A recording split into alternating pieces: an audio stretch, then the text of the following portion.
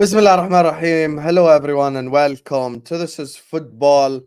Welcome to another stream. Ladies and gentlemen, we are here to talk Manchester United today. I know I might be a bit laggy. It's not my internet, I promise. It's my laptop. I need to buy a new laptop. That's the reason why I wasn't on Footy Judge Mo's channel earlier on. Big up to him. I see all the guys coming in from that channel. It's been a while. It's been 48 hours since I've streamed. Just took a little bit of a break. I'll go into that stuff later on, inshallah. Maybe if I do a live later on today. If not, then it is what it is. But anyway, technical difficulties. My laptop decided to switch on after an hour. Alhamdulillah, we're here. And we're here to talk Manchester United, ladies and gentlemen. We're here to talk Manchester United. We're here to speak, about the eternal enemy for me. But I'm here to just host. I'm here to just ask questions. We're going to be talking Richard Arnold. See, the problem is when there's 3 R's in a name. Richard Arnold. And it just seems so much different when a British person says it. But anyway, Richard Arnold. We're going to be talking about Jim Ratcliffe, of course, the takeover. We're going to be talking about Ten Hag, Ten Hag, all these conversation. All of these things, ladies and gentlemen, are going to be discussed on today's stream.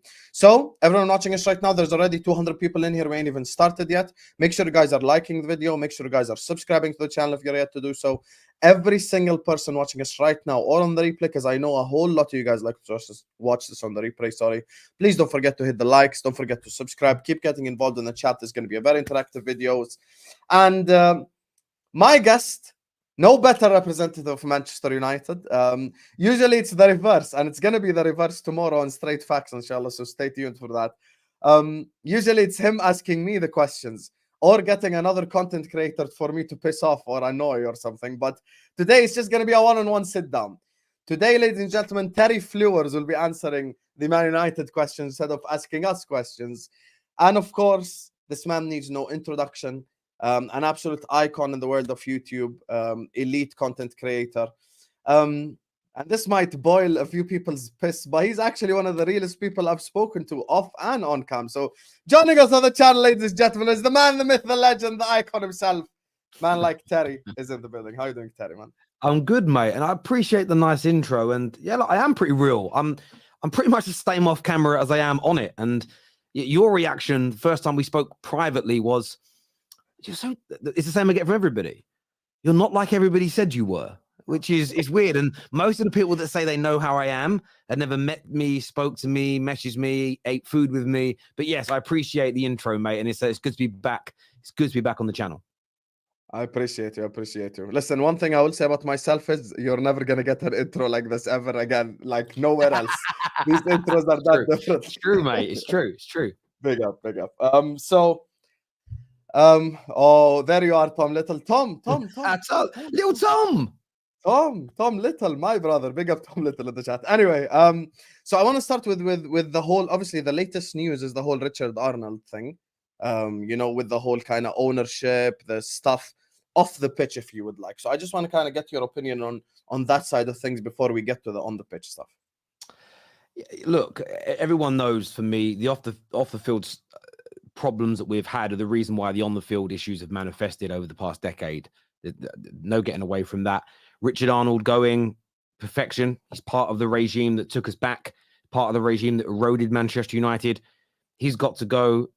I'm not saying they're all bad at their jobs per se, but I want all of them out. John Myrtles, everybody associated to these guys that worked under Arnold or Woodward before him. I want every single one cleared out. Any senior member of management cleared out. I want new people in. I want the transfer committee, the transfer team gone. And I want us to start afresh, and I want us to pull in the right direction. Me and Goldbridge didn't get into it today. I agree with him. It could be nonsense, but according to the Muppeteers, who a lot of Man United fans see as credible, they believe now that Ineos are not going to buy players for Ten Hag in January, and they're going to buy players that fit the sporting direction that the club's going to go in.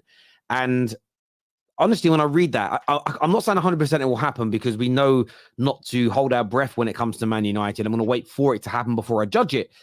But if that does happen, I'll cry.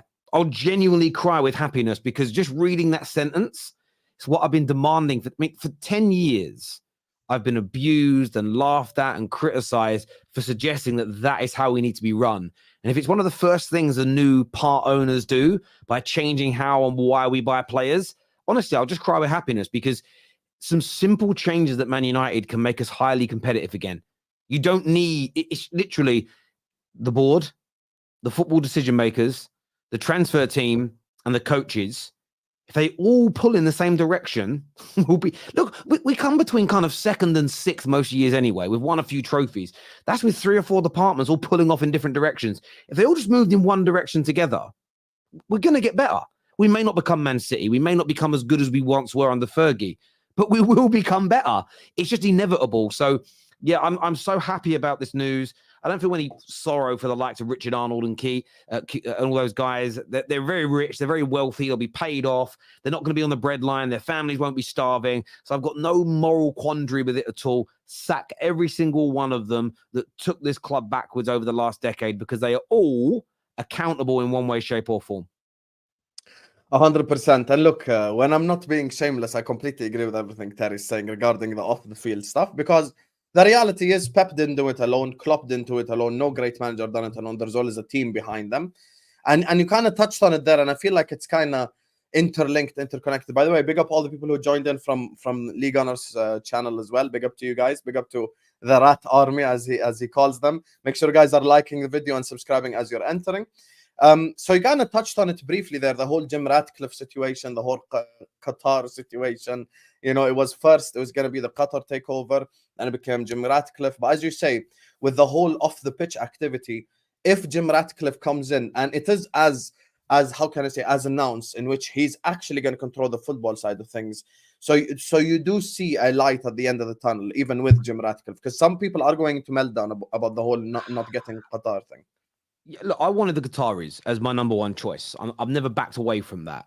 But equally, at no point have I said that having Sir Jim Ratcliffe would be a complete and utter disaster. Because in my personal opinion, when you break down how the Glazers purchased the football club, it was done with leveraged debt, which means they didn't put 1 penny of their own money into this. They bought it for nothing. The club paid all the interest and has paid the debt. And they are in the end going to sell it and get anywhere between 4 to 6 to 7 billion pound of profit. So from their point of view, they have never had the pressure of, we need to keep Man United at the pinnacle of the game to make a profit, because they were always going to make a profit because they bought it for nothing. 1.3 billion coming in from Sir Jim. That's for 25%. The value of the club is probably going to rise. So when he buys the remaining 75%, if that mechanism is in place, he's probably going to, in the end, spend anywhere between 5 to 7 billion, plus what they're going to invest. So let's just say they put in 6 billion, just a nice conservative number, 6 billion. Even if the Jim is coming in to make money out of us, he has to get us back to somewhere near the pinnacle for the club to continue to grow in value, for him to make his money back plus profit. So even if he's in for all the wrong reasons, it's not as easy for him to make money out of this as it was for the Glazers. Therefore, as a byproduct, we're going to have to become better at football. So even if you look at it from the most cynical point of view, that he's only here to make money, he doesn't care about the club, he can't run it and won't run it like the Glazers, I believe that's going to be impossible. I understand the question marks over his history of running football clubs. I do. Although Nice are actually having a good season this year, funnily enough. Nice are second in Liga. I was about to say they're actually doing well this year. Yeah. The Sky Cycling, look, I know they were great at one point. I have no idea what they're doing now. I know there's some question marks over how good or bad they're going to be. But I look at who he's looking to bring in the likes of Jean-Claude Blanc. They're looking at Paul Mitchell. They're looking at Michael Edwards. Obviously, he was very famed for being at Liverpool. Even Dougie Freeman. A lot of people are like, sticking their nose up again because Dougie Freeman isn't a household name at a major, massive club. But some of the players that he has picked out of nowhere from Crystal Palace, you know, the Elises and the Ezes that everybody buzzes about, I think with Man United's pull and money and resource, he could find even more talent like that. But he might be part of the setup somewhere. And for me, I do believe there's light at the end of the tunnel.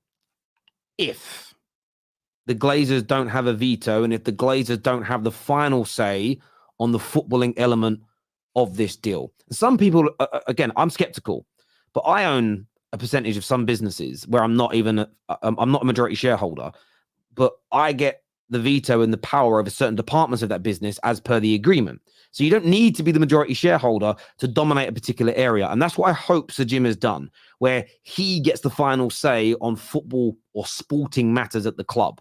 Because if the Glazers still have the final say on everything, I have no faith in this working.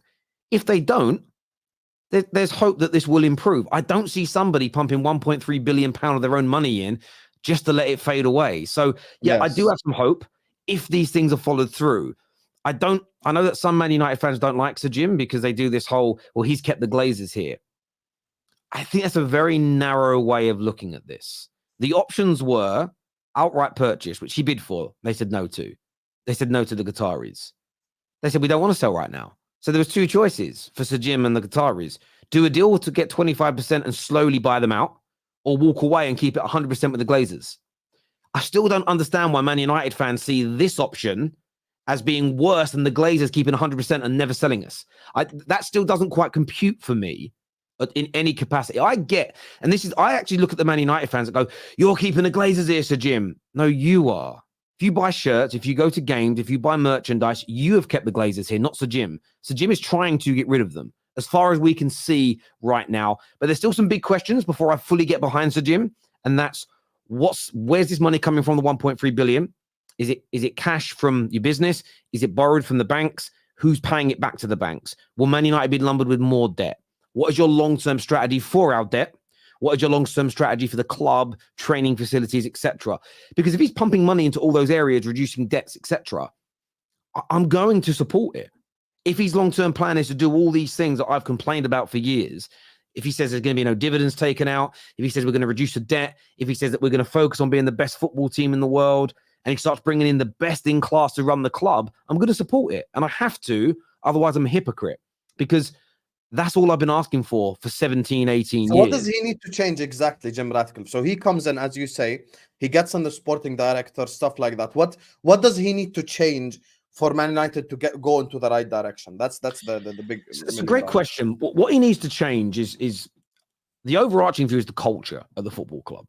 And to break that down into more granular detail, that is, first of all, the culture that everybody is pulling in the same direction. So we have to agree, and I don't know what this is called, because internally in football, they may call it something different, but we must decide on a style of football that we want to play. And that style of football is played by the under fives, both male and female teams, right the way through to the men and women's first teams. There has to be a consistent style of football at the club. We hire head coaches. We can call them managers if you want, but head coaches that come in who can coach that style of football for both the male and female teams. And then every player we purchase or we develop is developed to be able to play that style of football. That is one of the most fundamental things they've got to start from day one, so that everybody is pulling in the same direction. Not that we don't want to have a head scout that is looking for a defender who's brilliant in a pragmatic team that plays a back three, versus a manager who wants to play with a 4-2-3-1 with marauding fullbacks, because it isn't going to work. You know, we need someone that we don't need a scout out there looking for an out-and-out number 9 that holds the ball up, but yet we have a board that are expecting us to sign a Luis Suarez-esque player.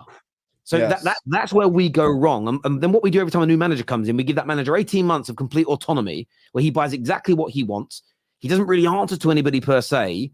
They always end up buying some of the wrong players, as all the managers in the world do, but everyone's pulling in their own direction, and it's a mess. So they need to fix that mess. The second element of the culture they must fix is the player power element. So if you are going to down your tools on this manager, you are going first. The manager's going to get rid of you. The problem we have at Man United is this. Say they invest £80 million in a new player. We won't name anybody because people get very in their feelings. They sign a player called Joe Bloggs for £80 million because the manager wants him. That's wrong in itself, but we go and do it. 18 months in, the manager and that player hate each other. The player isn't performing very well. What a proper club does is go, do you know what? We're getting rid of the player. We can only get 40 million for him. Yep, look, it's a mistake from us, mistake from the manager, but we're going to swallow it. We're going to reinvest. We're going to go again. That is what you want your football club to do. What Man United do is they go, do you know what? I'd rather sack the manager and bring in someone else that might be able to get the best out of this striker because it's cheaper. So that that's what we keep doing. So we enable player power. That damages the culture. Everyone's pulling in the opposite directions. And then on top of that, the infrastructure at the club is key. I don't know about you and where you've worked before, but if you turn up to a place of work and the staff room is pristine, the vending machines are nice, the toilets are always clean, it's hospitable, you're treated nicely, you can see there's investment in you as staff, that the out-facing part with clients and customers see is beautiful, you're motivated. If you turn up and there's, bugs on the floor, dirty toilets, there's no hot running water in the place, it takes away from your motivation. And when you echo that into football, when you turn up and the training facility has not been upgraded for 20 years, when there is urine in all of the toilets at the ground, when fans are being leaked upon, all these little things take away from this company ain't serious. This football team isn't serious. These people are not serious. So why do I need to be? The message it sends is small time, as opposed to these guys are serious. So I think for me, those are the three key fundamentals. Everybody pulling in the right direction, eradicating player power and making decisions that are best for the football team. And thirdly, improve the infrastructure to demonstrate to the players internally that we're Man United, not just by name, in our behavior, and we want to be the best in every single department possible. Those three things will make even the current squad we've got play better football, and we will become a better team. And you can do all that, by the way. That's very quick turnaround on that stuff.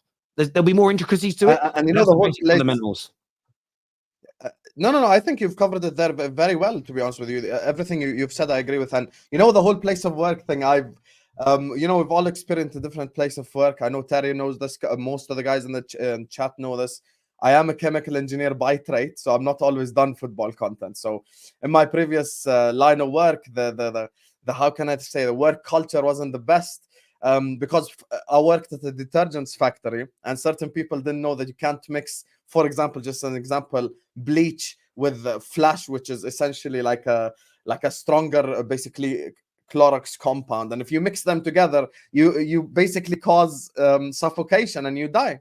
So there was a day in our detergents factory where there was one of the workers who just mixed them together, and I had to put on my keffiyeh, tie it up, get the fire hydrant and pull in there like a firefighter and just blow the whole thing up with water, just so people don't die in the whole thing. And that's just a small example of how you need to be able to just all push in the same direction. You all need to pull in the same direction.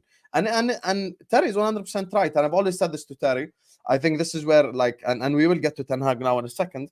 With the outside Ten Hag stuff, we can all agree that they're not doing the right thing. We can all agree with this. We can all agree they're not making the right decisions. They're not pulling in the right this is not pulling in the right direction, stuff like that. So that's the problem. I call it superhero.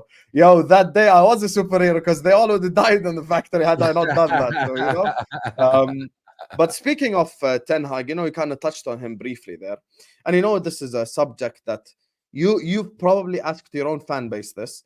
By the way, guys, there's 550 people in here. Make sure you guys are liking and subscribing. So with the Ten Hag situation, I don't want to ask Ten Hag out, Ten Hag in right now or any of that, because I feel like that's a conversation maybe for a different debate.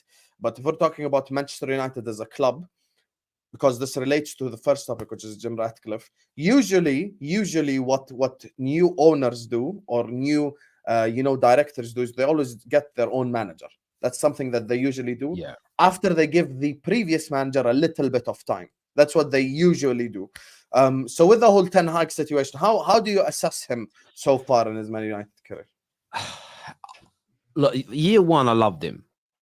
Year one, he came into one of the biggest messes the club has been in its history. Worst place we've been in 40 years. A dysfunctional squad, an unhappy squad. First two games were a disaster, and then we slowly started to turn things around, and we finished inside the top four. We beat a lot of the big teams at home. We got to 2 cup finals, won the League Cup, ended a 6-year trophy drought. And he had me believing. That we were, one, moving in the right direction, and 2, that even in spite of how poorly we were run, he could get a tune out of this team. The summer's been and gone, and this season again, there's been a disastrous start to this season. Really, how we sit 6th in the league and 7 points off the top is actually testament, probably, to how good a coach he really is and how good some of the individual players at Man United are, even though we don't see them as a well-oiled machine. My problem with Ten Hag isn't... Two problems I have with Ten Hag is, one, he's told us publicly that he is not trying to play the style of football that he did at Ajax. Now, I don't expect it to be identical because we're not Ajax, but I expect there to be... It's not about what I expected him to do. It's what I want the club to do. And I think people often get confused between me not wanting Ten Hag because I don't rate Ten Hag and me saying, well, this isn't going to work at Man United.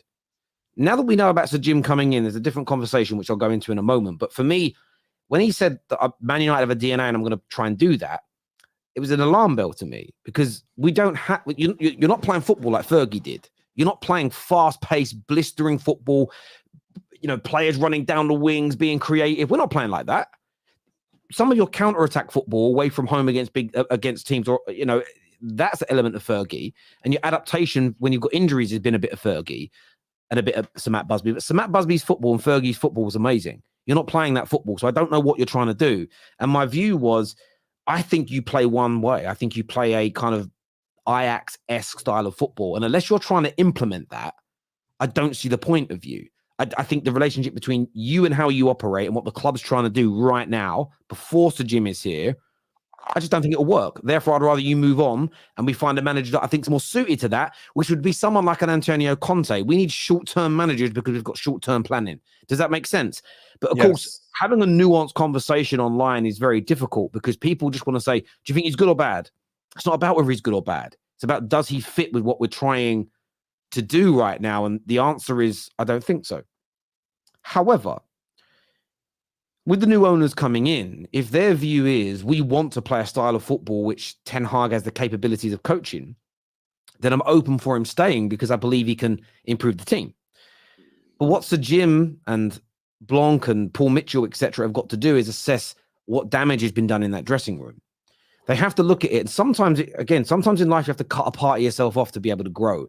And if they look at the situation and say, look, we are going to eradicate player power, but 60, 70% of the dressing room do not want to listen to Ten Hag anymore, rightly or wrongly, becomes an irrelevance to the situation.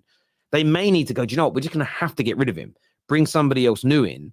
Because you can't sell 14 players. You can sell one or two. Exactly. If you've got to get rid of 14 players, as an example, that sets your rebuild back 2 years before you begin, because we know, just look at the teams that try and rotate lots of players at once.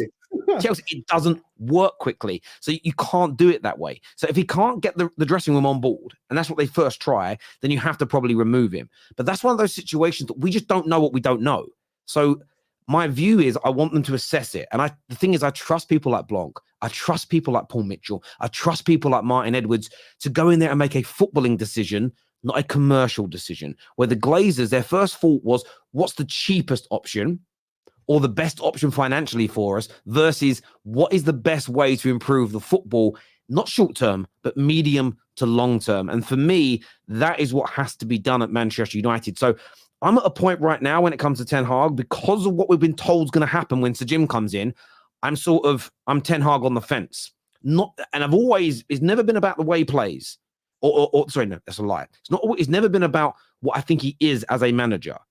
It's, what he is as a manager fit with what we're trying to do? And that's been our biggest problem as a club for 10 years. Whether it comes to signings or managers, we are consistently putting square pegs into round holes, which is why whenever I listen to the mainstream media talk about our club, I often want to put my fist through the screen.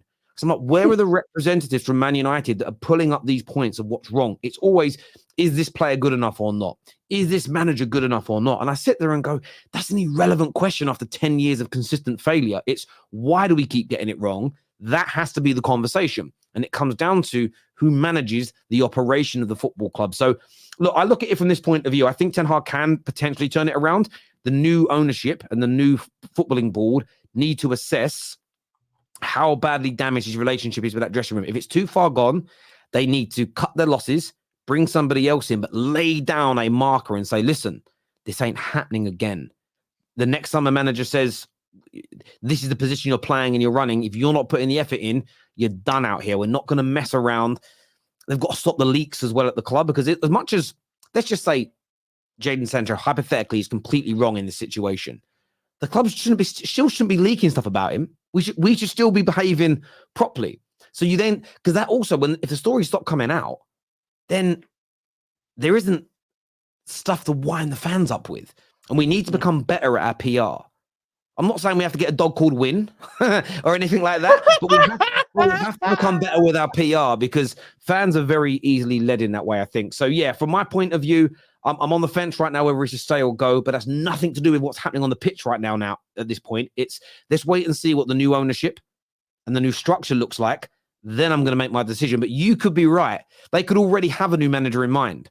So it almost becomes an irrelevant conversation, because if it's true that they are going to completely take over the football element and the Glazers are just left to the commercial side, yes, we don't have 100% new owners, but we'll be operating like we have new owners. So often managers get sacked in that circumstance. You're right. Yes, because I always refer to it as like every takeover I've seen in my life, any football club, what usually happens is, and I'm not going to generalize or say anything crazy, so I don't think Jim Ratcliffe, this is what I want to clear out. I don't think Jim Ratcliffe comes in and sacks Ten Hag the next day. I don't think that's what's going to happen.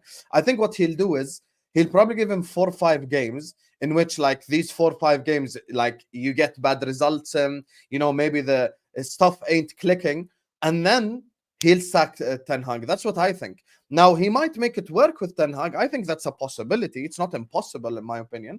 But I think from his perspective, as someone who's paid billions to essentially take over football operations at Manchester United, and of course profit off of them, then you do need to kind of have your own guy.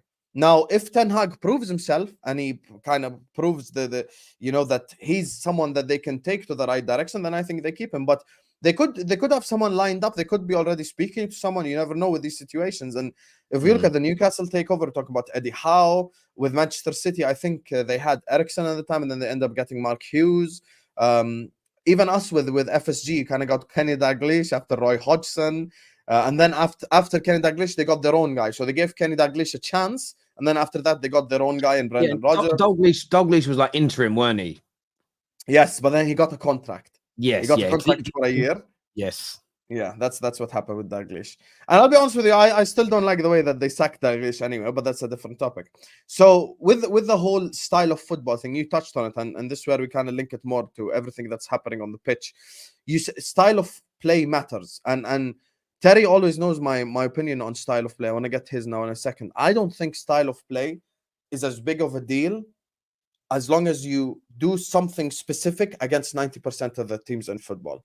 So I will never ever criticize a manager if he parks the bus or plays defensive away at Anfield, away at the Bernabeu, away at City, even at home to these clubs. I never criticize him. My problem is at home to Brighton, at home to Burnley, at home to Sheffield, away at Sheffield, teams like that. Now, the reality is Man United should be, theoretically, beating 15 teams, 14 teams in the Premier League, home and away. And those 14 teams, home and away, 28 games, you need to see the same exact type of football. Now, if you want to play more reserved, more defensive, Ferguson done that. Ferguson didn't play open, expansive at Anfield. He didn't, even though we were shit. He never came in Anfield and was like, we're going to play gung-ho football. Never happened, because he knows, you know, the type of stadium that is. So with the whole style of football situation, do you think it's blown out of proportion? Do you think Ten Hag should have just stuck to what he done last season as well? That's another question. There's an arrogance to it. So we live in the world where everybody wants, everything's personalized. Does that make sense? I want it all catered and tailored to me. I want my manager to play a style of football that I personally find entertaining, a style of football that I can boast about, that I can use as a badge of honor. I don't really care about that per se. Yes, I would love my team to play the best looking, most attractive, fastest football in the league. Of course I would like that.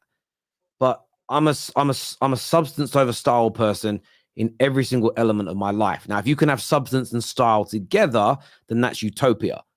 But I'll always put substance first. So I want to win, and I want to win convincingly, and I want to win sustainably over a medium to long period of time. That is how I assess my life. Every decision I make is me trying to fix the medium to long term, rather than sometimes you've got to do a short term thing. But generally, it's how do I fix things in the medium to long term? That is how I personally operate, and it's how I want to see Man United operate. So I do think there's an element, you're right, of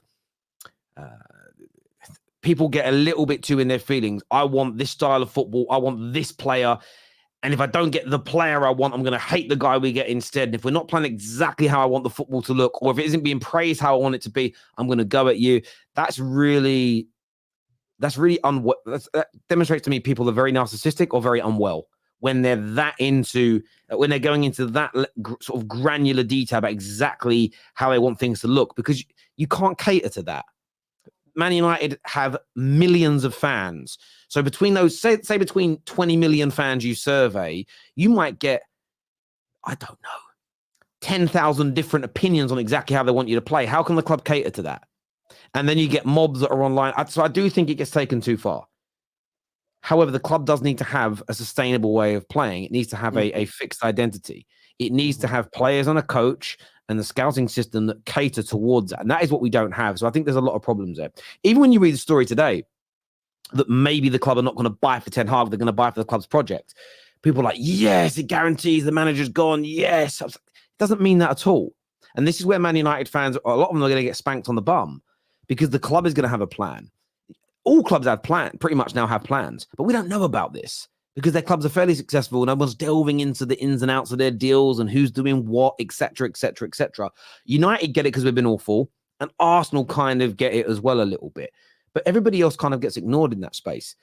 That's how we should be operating. The manager should have an input. The manager should have a say, but it should be done very much how Liverpool did it with Michael Edwards, how City currently do it as an example, as opposed to just letting the manager pick what he wants. Because some people are great coaches and great managers, but not great scouts. Some people are great scouts, but they can't manage.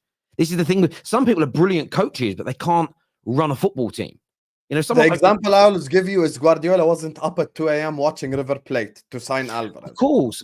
But look at assistant managers. Look at assistant managers. And I think about Man United's assistants and head coach, sort of senior coaches under Fergie, whether it be Brian Kidd, whether it be René Mullenstein, whether it's Mike Phelan, Steve McLaren, who's currently back there. These guys were excellent coaches for their time and their era. None of Carlos Queiroz, none of them have gone on to be great managers. It doesn't work like that in football. The same as in any industry. You know, I worked in banking. There was people that were great at sales, but they couldn't manage. People that were brilliant managers, but they couldn't work in HR.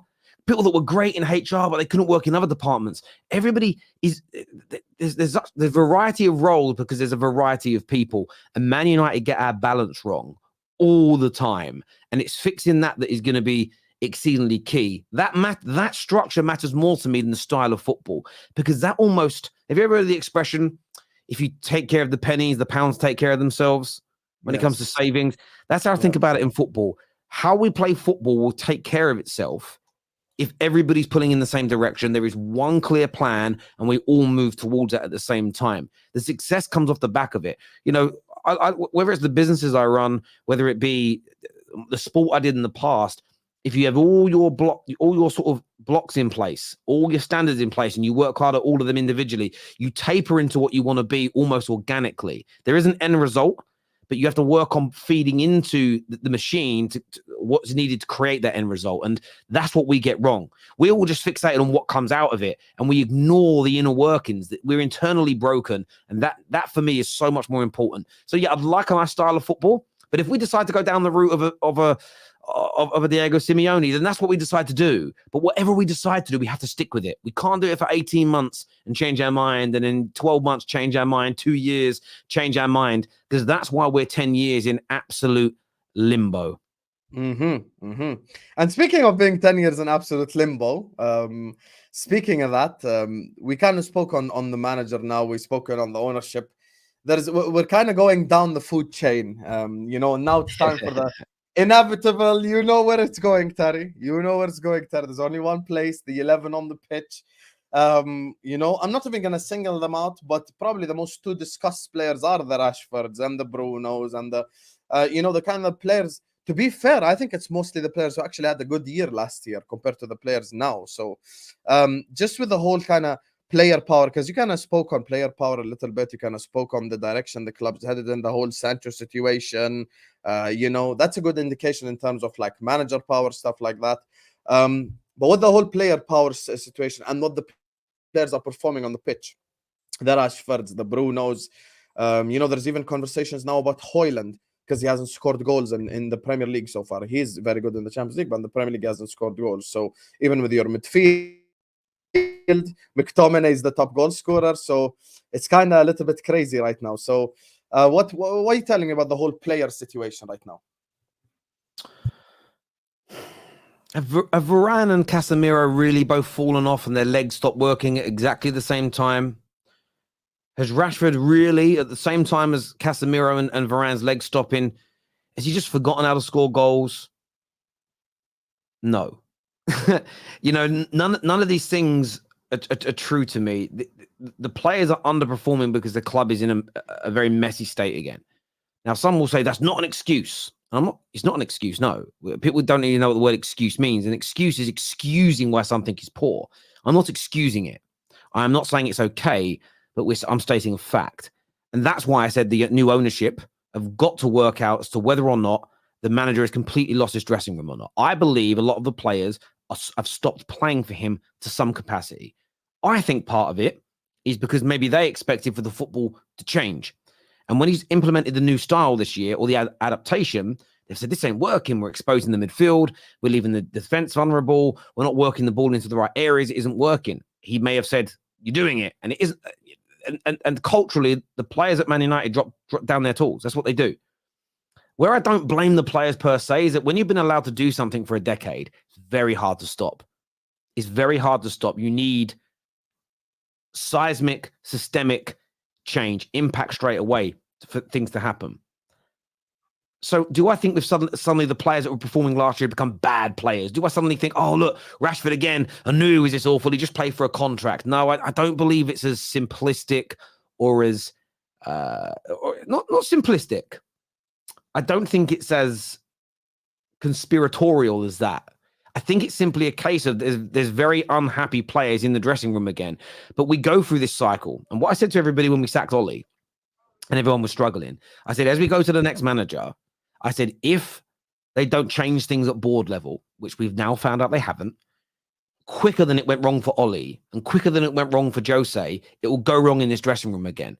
Because I don't know how this kind of works, but just my observations are clubs that are broken, every time player power and bad behavior and culture ruins a dressing room, typically it happens quicker each time. In my profession, when I was working in the branch industry of banking, when you had a branch that was just had been run poorly for a long time, every time you tried putting someone in there new to fix it, if you weren't removing the fundamental problems or putting the right qualified people in there, the new manager my area put in lasted less and less and less and less each time. The staff actually became more and more naughty, more insubordinate each time. So I've experienced this. And I think it's because they feel more empowered each time. That would be my guess. Yes. They feel more empowered each time. Therefore, they go, oh, I ain't doing this. I'm throwing my toys out the pram. The crazy part about it is that when you're in an environment like that, sometimes you don't even know you're in the wrong. You think what you're doing is absolutely fine because everybody around you is operating in that way. So, look, I think there are lots of players we need to improve on. So if we go to football, we need better than McTominay. We need better than Maguire. We need better than Delo, better than AWB, to name a few. We need better than Anthony, especially if we're going to keep playing football like this. But do I also think the mentality of the club as a whole erodes our players? Of course I do. Why? Because every player that we have purchased and every person that we've promoted into this team in a decade has gone backwards. Every manager that has come in has left with 1/10 of the credibility that they came in with, however much credibility they had at the start. Every manager going backwards, every player eventually failing, starting well and failing from the start, doing average compared to what they did prior. There's something systemic in that, and it isn't just, oh, he's bad, he's good. You see people do it all the time with Rashi and Bruno. I told you they were dead, bruv. But then they're out here every day saying, but we killed Sancho and we killed Pogba, but Bruno and Rashford were just bad. And for me, I sit there and think to myself, there's probably a little bit of 6 of one and half a dozen of another. Bruno and Rashford have their flaws. Pogba and Sancho have their flaws. But I believe they're all victims of exactly the same problem, and that is the way the club operates. But low-hanging fruit, attack, like I said earlier, the narcissism of, but I didn't want him, I don't like him, or he got picked over my player. So we all attack and we create our own little silos, and we just create an even more toxic environment than is needed. And one thing that's also going to help fix this football club is the fans dropping their personal agendas and getting behind the team. And this is where I do. It's never going to happen. Me and you both know this. You say that. You'll never make 100%. You're right. Spot on. It's like, I think anything in life, right? You're never going to get 100% of anybody to agree with everything or see the world through a particular lens. It's impossible, right? And we know that through history. But it's about getting the lion's share. And I look at Arsenal as a prime example. Arsenal Football Club, I would say 60 to 70% of their fans are behind what they're trying to achieve right now. They're behind the owners, the manager, the project. They don't mind the dog. They don't mind the North London Forever song. And I think that majority that are being that noisy have helped make them a better team. You still need, by the way, the criticism and the pressure and the standards that can't go away. But the less and less toxicity that's been pumped into that dressing room from fans in the last couple of years has led to them being better. And there's a balance. Once you get back to the top, I then think you can actually be more demanding because you'll create a team that is resilient, that is strong, that can take it. And there comes a time where, yes, I understand the way Real Madrid treat their club and their players and their squad is different to how Brighton fans treat their club. That's because they're at different points in the spectrum of elite level football clubs. You couldn't. If Brighton won a game in a month and a half. If that happened at the bigger club, if Brighton fans had the same standards as Real Madrid fans, it would end in disaster because they simply can't do what Real Madrid do. Now, Man United fans have got to have the standards to get back to the top. But until we're back at the top, it's got to be a step change. And so we play our part in this as well. And by the way, this is not me defending all of our players. I am disgusted with some of the work rates, some of the behaviors, and some of the performances of these individuals. But we have to look beyond the surface. We have to do the 5 whys. Why is this happening? I don't think it's as simple as Bruno bad, Maguire bad, Ten Hag bad. I think that basic level analysis of the club is partly, only a small part, but partly is why we are still where we are. This idea that we can just bring a new manager in, sell Rashford and Bruno, and buy Cavadonna from Napoli and spend £80 million on James Maddison, and suddenly we're back. Bullshit. It's absolute nonsense. This basic level, low-hanging fruit analysis isn't going to help fix Man United. It's a much deeper issue. And I told everybody this in the last 3 managerial sackings. When Pogba was being sold, there was people in my chat celebrating. I said, listen, Pogba may not have been but do you think getting rid of, and I'm being sarcastic here, the virus is fixing Man United? You're an idiot. If you think selling Bruno fixes Man United, you're an idiot. But too many people do. But it goes back to the point 30 minutes ago. The narcissism of individual people of, I want my favorite players in my favorite positions, playing my favorite way with my favorite manager, or I'm going to throw... It's like my son, right? The other night, my son went to the toilet and I asked him to wash his hands. He was tired. He's just like getting mental. He's like screaming and crying. I'm like, I want you to wash your hands. He just didn't want to do it, right? He went crazy. That's how I view some of these adults on Twitter and socials when it comes to football. If they don't get to do what they want when they want, they behave like 3-year-olds and throw their toys out their pram. And that just doesn't help anybody. It's not productive. You can't move forward. And we as fans have so much control and power over our clubs. We've just got to sometimes. I heard this definition once. The definition of civilization is acting against your natural instincts and urges. And I thought to myself, I kind of like that.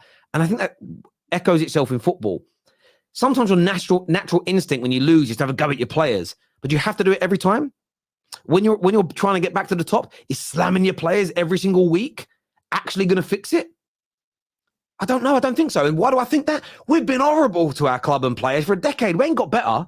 Why don't we try it another way? Why don't we try being harder on the owners, a little softer on the players at times? And I'm guilty, by the way, I'm guilty of this. Last year, I lost it with players on a number of occasions, and I got a lot of stick for it. And I was self-reflecting, and I realized it's not really helping anybody. It's like the Sancho situation. I started off by saying, look, there's a lot of history of him not training hard enough. And I back the manager. If he doesn't think the player's training hard enough, he should go. But since then, all I've done is back Sancho, because I'm sick and tired of the leaks coming out the club. Mm-hmm. The lack of balance from our fans is crazy. And it's, the manager's got to go now because he ain't winning games. Therefore, everything he's done since he's been here was wrong. What planet are you living on? You know, the rewriting of history, the toxicity around that is crazy. So to bring it back round, I think for me, the players need to rocket up their ass, but they're not listening to this manager. That needs to come from the new ownership that come in. They need to know they can't behave like this. Or don't care if you're on 300 grand a week. We'll sell you. The new club's only going to pay you 150 grand. We'll cover your salary. We'll absorb that loss, but we are going to fix the club. And it won't take long for it to start. Oh, I said about refereeing years ago. You could get rid of players shouting at refs in 2 games, maybe 3. Every time someone raises their voice to a ref, you book him. If it ends up with 4 or 5 players being sent off in a match, I guarantee you that team won't do it again. So if you turn around and go, Rashford, look, you've told the manager twice you're not doing something for him, we're selling you. The only club that wants you is, I don't know, Burnley, you're off. We'll cover your salary, but again, Burnley. It won't take long till players go, I know he's still getting paid his money, but look where he is now. He ain't at Man United. And they'll all buck their ideas up. It'll probably take one player to be sacrificed for that to happen. And maybe they do that anyway. Maybe you sack the manager, but you also get rid of 2 or 3 potential slackers or troublemakers in the dressing room. Maybe you do the whole thing in one big caboodle and start it again. But for me, it's very hard for me to focus on individual players and performance. And Højlund's a great example. I think he's been very good this season, barring scoring goals in the Prem. But he will regress and get worse and worse and worse if we don't fix the football club. Champions League, by the way, joint top goal scorer. So that's why I think it's crazy that people are going mad at him. It's the pinnacle of club football and he's top goal scorer in it. And if we created more chances for him like we do in the Champions League and the Prem, the man will bag goals. I still think he can get 15 Premier League goals this season, even though we are where we are. I think he can click into gear.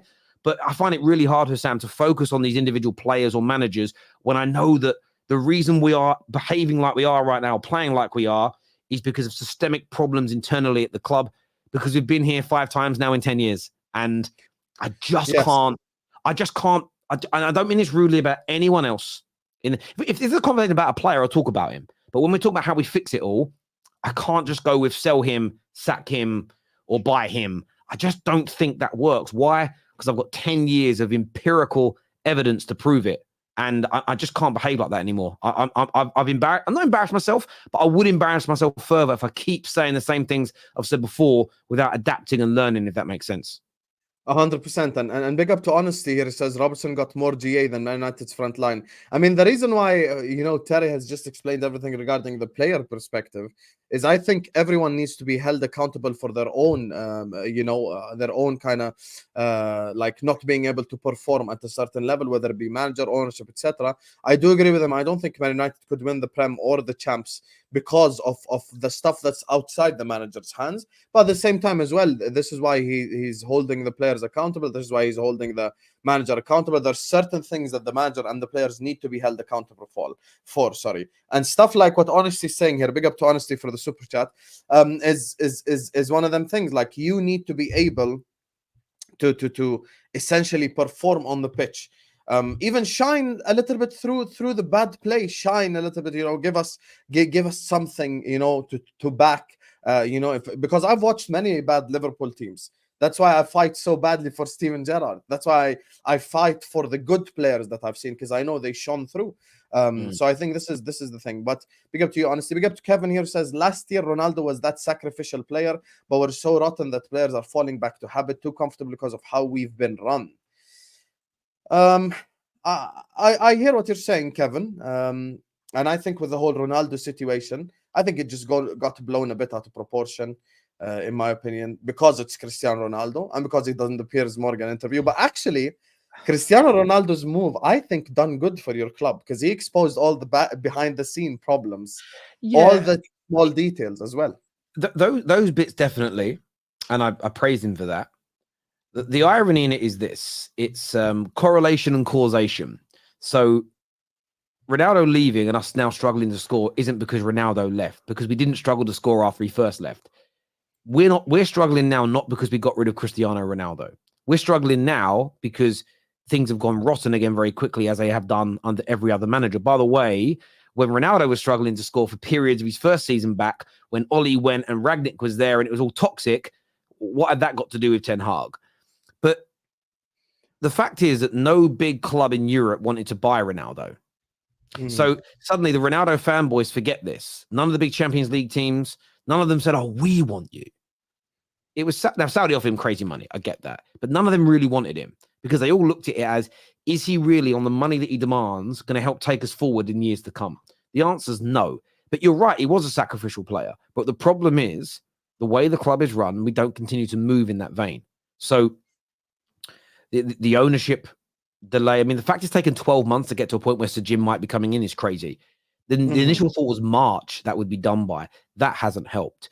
You then have a situation where you've got... How many deadlines have you heard, Terry? Probably 7 already. It's 8 deadlines. It's absolutely crazy, you know. And you think about the Weghorst situation. So Ronaldo went. We wanted Gakpo. Now, Gakpo's been good for Liverpool. I think I think people maybe anticipated to score more goals, but we wanted Gakpo to come in. And the club did a deal to a degree in terms of agreeing what it would cost, and then the Glazers just never sanctioned the money. So we ended up with Weghorst. And that set us back because I think the first 3 or 4 games, Weghorst was a bit like a kind of mascot that played, if that made sense. And everyone's like, "Wait, go on, Weghorst." But that set us back a little bit. Yeah, and even this summer, the manager wanted 2 strikers and he got 1. Why? Because the money wasn't there. And it's just one of those things for me. Yes, people will pull him up on things he says where he says he's got full control. That's not a good thing. Right? People are pulling him up where he says, "I'm happy with the squad." Of course, I want him to say that publicly, because when this is the irony with these people on Twitter. I'm not even going to name who they are because you all know who I'm talking about. They'll say he's a scumbag because he said he likes his squad, and he's doing the Glazers' bidding by saying he likes his squad. Then when he criticizes somebody in the squad publicly, you go, "How dare you criticize your squad publicly?" That's where you're talking out of both sides of your mouth, and I can't trust you. I don't trust anybody or take them seriously when they do that. You either want it all behind closed doors, and therefore the public persona is going to include. Yeah, you're going to keep. There's going to be quote unquote lies, or you want them to tell the complete and utter truth. But if they tell the complete and utter truth, you can't moan when they say things publicly about people you like. You can't have it both ways. But we know, again, the world is full of very duplicitous people that won't admit that. You know, everyone will be a hypocrite at points, but there's a point again. Do you know what? I used to say this, but I'm putting my hands up and saying I'm actually a hypocrite because now I think this, or I'm being a hypocrite, therefore I've changed my mind. But people don't want to do that. So look, the Ronaldo thing, it is what it is. I still don't regret us getting rid of him. I still don't think if Ronaldo was here, would be any better. We might have scored a few more I don't think he'd be any better. Yeah, I don't think it would be any better. I think it'd actually be more toxic in terms of a dressing room. If Pogba would have stayed, we wouldn't be any better. If Sancho was starting games, we wouldn't be any better, because we've seen these guys play for us, and we were still struggling. It's crazy. Sancho's not the hell to die on. And look, just kind of final segment here. I don't want to keep Terry for too long. I also don't want to, give you guys such a long show and stuff. I want you guys to be able to watch us on the replay. So I'll just ask him one final question, just kind of regarding the future now. We've spoken manager, we've spoken ownership, players, accountability, toxicity, narcissism, everything. By the way, guys, there's 700 people in here. Make sure you guys are liking. Make sure you guys are subscribing. Everyone hit that like button. Everyone subscribe. Big up to Honesty and Kevin for the super chat. So just kind of final question. This season, short-term future, what can Man United achieve this season that's considered a success, given all the mess that's happened already? And essentially, like, how do you see the future of short-term future of your club? Look, we could still make it into the Champions League this year. We could still win the FA Cup this year. We theoretically could still win the Champions League. Theoretically, come on. But what I mean by that is, if we could click back into gear, we could still achieve something. I still expect it. Look, we're what, 4 points off the top 4, maybe a little bit. I'm just looking now where we are. Right, we're at a point where we're 4 points off top 5. And we all know that if you come 5th this season, it's highly likely you're going to be in the Champions League. We could come in the top 5. We really could. But we need to. And people are laughing when I said theoretically win the Champions League. That when you put theoretically before you say something means you know it ain't happening. But I still want us to turn this round. And I believe that if Sir Jim and Blanc and Mitchell are serious, they can help turn this team around. Because I can't go back on what I believe. And what I believe is the way you operate off the pitch manifests itself on the pitch. So if you suddenly have new owners that come in, we're not like Newcastle were when their new owners came in, where it was a squad that was pretty much built to go down. And do you remember that first game against Tottenham where there was a big uplift and then they went 1-0 up and then Tottenham smashed them? We've got a team that has beaten a lot of top sides and been better than a lot of top sides in the last 12 to 18 months. I believe if they can sort something out between the dressing room and the manager, or remove the manager and bring somebody in, we could reignite our season and end it in a Champions League position. You never know, with maybe a trophy, and then you set the new era off, because it is a new era, in the right way. The problem I have is if we leave it, this is when I also know if we're serious, genuinely. The Glazers, every time we've got rid of a manager or made a decision, it's been after the fact. You look at what Napoli have done. Napoli, new manager this season. They're 4th in the league. They're not that far off the top, but they're like, we continue like this, we ain't winning the league. Manager gone.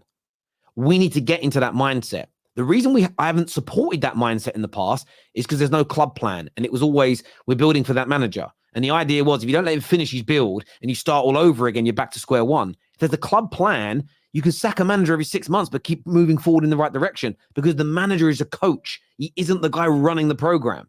And I've been beating the drum for this for a decade now. So for me, if Ten Hag's not the right guy, even though you've got to get past the 6 to 8 weeks, he can start making decisions now as long as the paperwork's signed, and you go, right, let's get rid of that manager, let's bring this person in, or let's get rid of him, or let's invest some money, we're going to buy this player in January. You set the standard and the players will feel it instantly.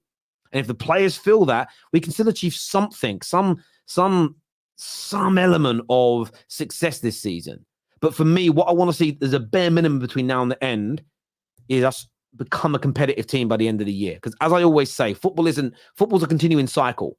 And yes, we may end up the season finishing 6th, but you could finish the season in 6th. But with the way you're playing and the way you're winning, set a standard that says next year we could be really dangerous. So whatever we do, we have to use this season to either pick up some success this year or use the rest of this season to build for the start of next year, where you say, let's hit the shit out of this, because we have to start doing that. And I don't want this. It's going to take 6 years to get back to the top. No, I know we're not going to catch City in 1 year, but I want to see big stride forwards and big jumps.